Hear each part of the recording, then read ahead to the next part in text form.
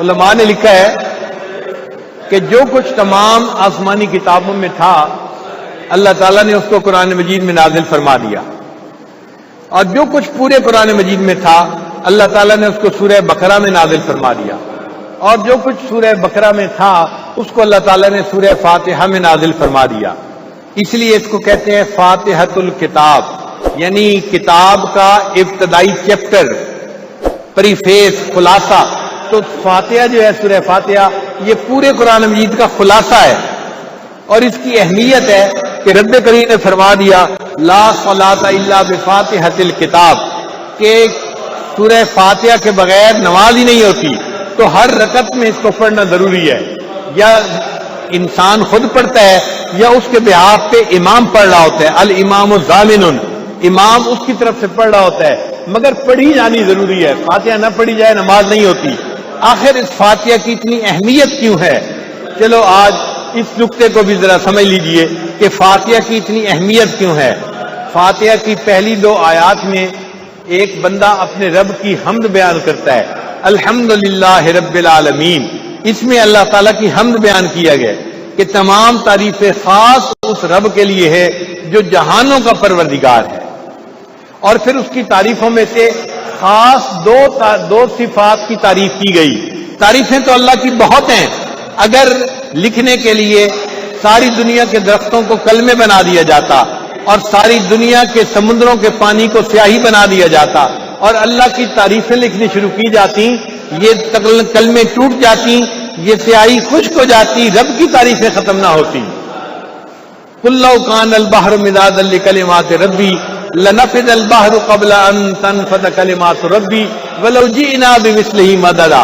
تو اللہ کی تو تعریفوں کی کوئی انتہا ہی نہیں ہے، مگر ان میں سے 2 اللہ کے اسماء کا تذکرہ کیا گیا جو واقعی اللہ کی رحمت پہ دلیل دیتے ہیں، رحمان اور رحیم، دونوں کا تعلق رحمت کے ساتھ ہے۔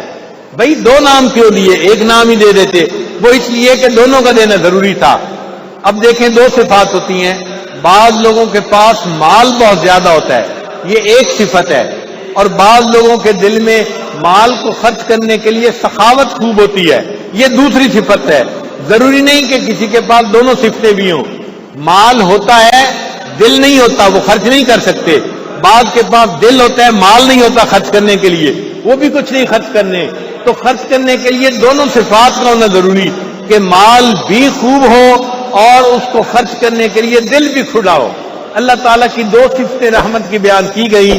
رحمان کا معنی وہ پروردگار جس کے پاس رحمتوں کے لاتعداد خزانے ہیں، اور رحیم کا معنی وہ پروردگار جس کی رحمت خرچ بھی بے انتہا ہو رہی ہے۔ تو انسان اللہ کی تعریفیں کرتا ہے اور ساتھ یہ بھی کہتا ہے اے اللہ آپ تو اتنی رحمتوں کے خزانوں کے مالک ہیں، اور آپ کے خزانوں کی رحمتیں بے انتہا خرچ بھی ہو رہی ہیں، میں اس پروردگار کے سامنے اپنی فریاد بیان کرنے لگا ہوں۔ اب آپ ذرا سوچئے کہ ان آیات کو پڑھنے کے بعد ایک نمازی اللہ کی رحمت کو کتنا اپنی طرف متوجہ کرتا ہے۔ اے اللہ آپ کی رحمت کے خزانے تو بے حساب ہے، اور پھر خرچ بھی بے انتہا ہو رہی ہے، اپنے پہ بھی ہو رہی ہے، پرایوں پہ بھی ہو رہی ہے، نیک پہ بھی ہو رہی ہے، بدکار پہ بھی ہو رہی ہے۔ اے اللہ میں جیسا ہوں میں آپ کے در کا سائل ہوں، اے اللہ آپ کے سامنے فریاد پیش کر رہا ہوں، آپ رحمان بھی ہیں اور آپ رحیم بھی ہیں۔ پھر اس کے بعد تیسری آیت ہے مالک یوم الدین، کہ اے اللہ آپ قیامت کے دن کے صرف منصف ہی نہیں ہیں کہ آپ اصول کے مطابق، قانون کے مطابق قیامت کے دن فیصلہ کر دیں گے، اللہ آپ قیامت کے دن کے مالک ہیں، اور مالک کو اختیار ہوتا ہے کسی ملزم کو اگر رحم کی وجہ سے بری کرنا چاہے تو اس کی رحم کی اپیل کو قبول کر کے اس کے گناہ کو معاف کر دے۔ اے اللہ آپ کی عدالت با اختیار ہے، مالک یوم الدین، آپ قیامت کے دن کے مالک ہیں۔ اب سوچئے کتنی بڑی بات کہنے والے نے کہہ دی، اللہ آپ جہانوں کے پروردگار ہیں، سب تعریفوں کے مستحق آپ ہیں، آپ ہی کو یہ تعریفیں سجتی ہیں، اور آپ کی رحمت تو بے حساب ہے اور خرچ بھی بے حساب ہو رہی ہے، اور اے اللہ آپ کی جو عدالت ہے وہ ایسا نہیں کہ آپ کے ہاتھ میں اختیار نہیں ہے یا قانون نے آپ کے ہاتھ باندھ دیے ہیں. آپ منصف ہی نہیں، آپ مالک ہیں قیامت کے دن کے.